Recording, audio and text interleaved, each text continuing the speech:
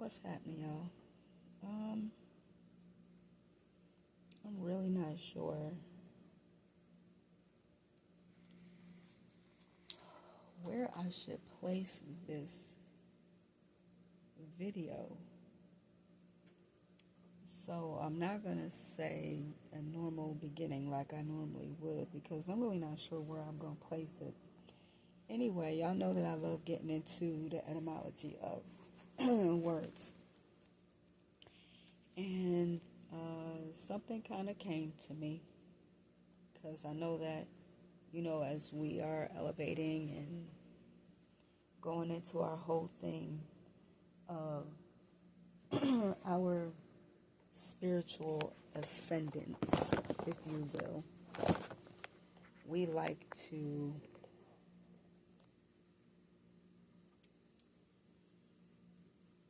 as this kind of a person, we like to call ourselves kings and queens. And, you have the sisters that like to address the brothers as kings, and the brothers like to address the sisters as queens. So I just want to give y'all a little food for thought, because I looked up. First of all, I've been watching. I like the Renaissance period. It's my favorite. If y'all don't know, it's my favorite time period. And I tend to watch a lot of shows that have to do with royalty. And lately I've been watching Downton Abbey, which, and the Gilded Age, okay? Let's not leave out the Gilded Age. And it talks about a duchess and an empress and a queen, and got fascinated with the verbiage and ranking. So I wanted to give y'all a little bit of background on the word empress. And I'm going to start with this one because when I get to the next one, y'all going to be like, what? So empress comes from the Latin imperatrix, okay, which is the feminine form of imperator or emperor. Latin origin is imperator. Originally meant as commander or one who commands, and it's derived from the verb imperare, imperare, which is to command over or to rule. Imperatrix was formed by adding the feminine suffix trix, trix, to create the female equivalent, okay? So Latin imperatrix, or Old French, is imperice, with the spelling is EMPERESSE.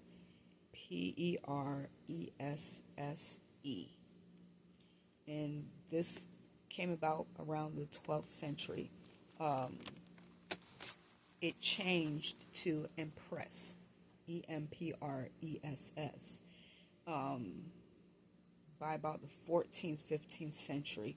So the root components, you have the Latin imperare, which breaks down further when we look at the prefix in or upon, for parere, PARARE, to prepare or to make ready. So the original sense was to make preparations or to give orders for preparation. All right.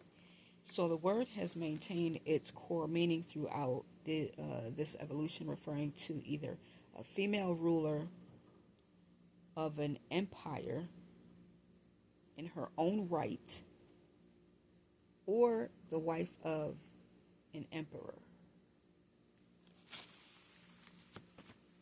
Now, Let's see what a queen is.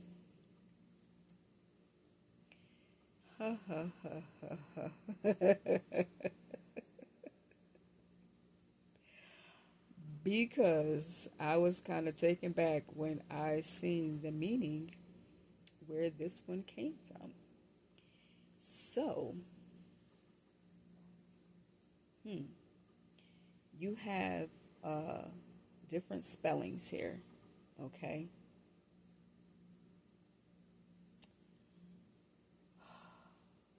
And again, y'all know that I love etymology because if you've seen the video that I did on the names of all the characters in the movie The Lion King, and understanding that the word Simba is not a name, it just means lion, and how the whole Swahili speaking nation has been laughing at us because we've just been going around calling a lion, not understanding that it was not the name of the character, it's what it is.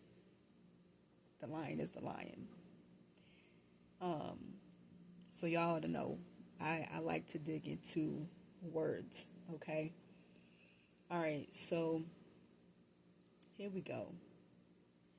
You have queen, which is spelled C-W-E-N, Old English, meaning wife or wife of a king, which became our modern word, queen, Q-U-E-E-N.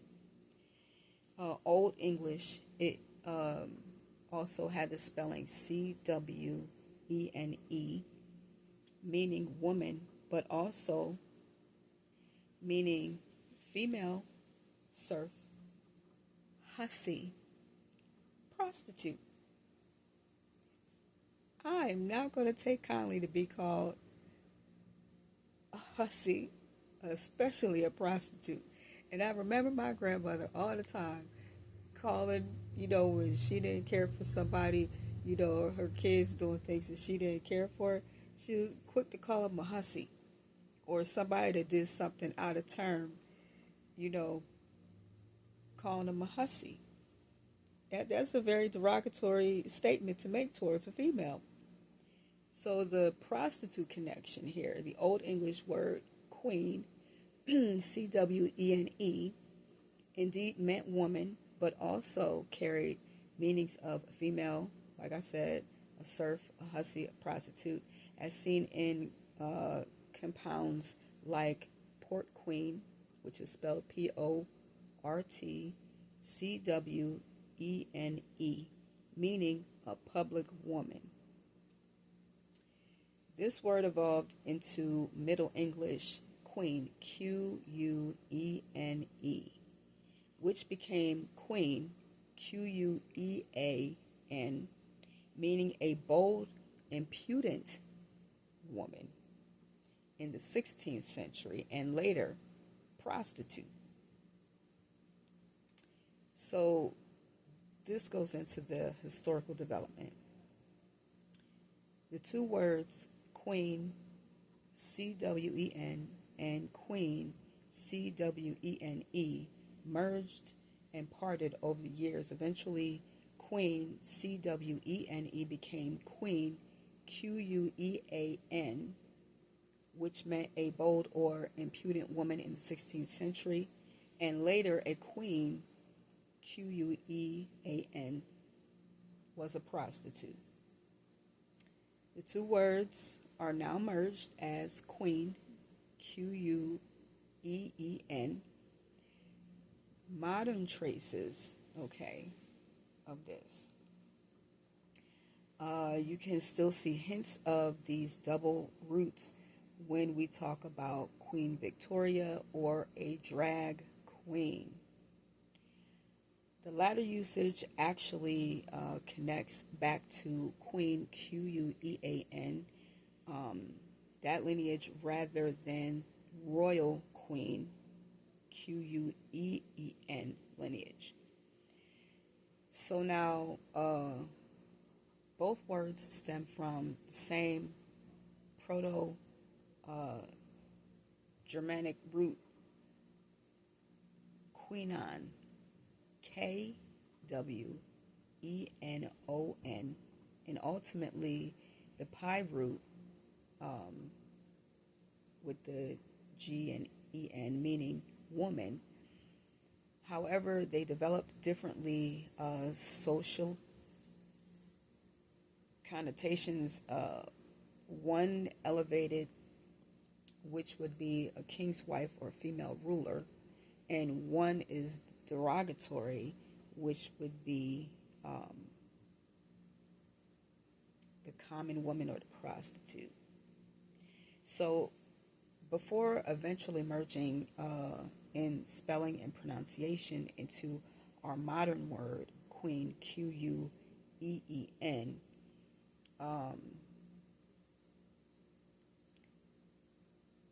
this is, I feel like this is an example of how a single modern word can carry historical baggage that we are unaware of. Okay? It has multiple ancestral meanings, some quite different from its current primary usage. But now I wanted to also get into the distinction between the two, a queen and an empress, because for me, I've always seen an empress as being someone in a higher status than a queen. If you are familiar with tarot and the cards, you have the queen, but over the queen is the empress. We're going to get into the male version of this because also we have the king, but then we have the emperor. So when we are looking at the distinction again between queen and empress, it reveals very fascinating differences in how political powers, I feel, and hierarchy has developed historically. All right. So you have the empress traditionally ranks higher than a queen. And this is in the formal hierarchy of titles. Okay. An empress is one who rules an empire, multiple kingdoms, territories, or peoples, commands other rulers who may themselves be kings or queens. Get that?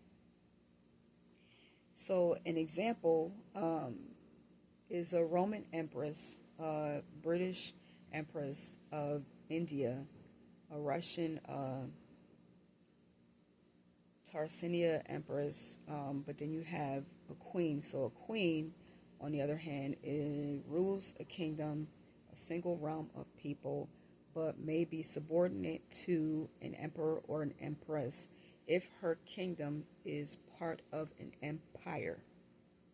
She falls under the dictatorship of that empress or emperor who is ruling.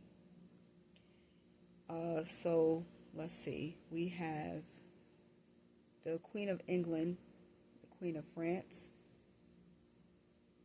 They're all queens, but they also may be subordinate to emperors and empresses that rule over their land. Okay. The elevation of queen from its humble origin of woman or wife to prostitute in one branch to royal dignity happened through a specific social process. So you have queen, the CWEN, which would be equal to a king's wife, or the respectable branch of the word referred specifically to the wife of the tribal leader king. And then the political importance, you have the queen, CWEN, played an important role in determining the kin group's fate. So her status was already elevated, okay? Then you have power by association, being the king's wife, meant access to power, wealth, and decision making. You have the independent rule, eventually women who ruled in their own right, not just as wives, but also took the title of a queen, Queen. But empress is more prestigious. So the Latin origins, empress comes from Latin, which I stated, imperatrix, commander, which sounds even more formal and militaristic. The scope of rule when it comes to an empress, their empires are inherently large. Their empires are inherently larger and more complex than a kingdom. Okay, no negative etymology. Also, unlike a queen, Queen, the empress has never had competing meanings related to a prostitute or a low status. Historical context: the Roman Empire set the standard for the imperial grandeur that later, empires tried to emulate. So you have the usage of, like, say, Queen Elizabeth II was both a queen of the United Kingdom and the Empress of India until 1947. So this showed the hierarchy. She was queen of one realm, but empress of the broader imperial dominion. So it's just crazy. The irony is that queen, despite its complex etymological baggage, became so associated with royalty that it gained tremendous prestige, while the word empress remained more of a clinical and formal term. But today, queen often carries more of a cultural resonance and emotional weight than empress, even though empress technically ranks higher in the traditional hierarchy. And again, for those of you that are into tarot, and and I just may have to put this on my tarot channel, you already know a queen falls underneath of an empress. So my women of color, my men of color, let's start getting it right. Instead of addressing each other as kings and queens, let's start addressing each other as empresses and emperors, because they outrule and outrank a queen and a king any day. I hope y'all found this to be quite interesting, and I would definitely love to get your feedback when it comes to anything that y'all would like to add when it comes to this. And until the next time, y'all, be well.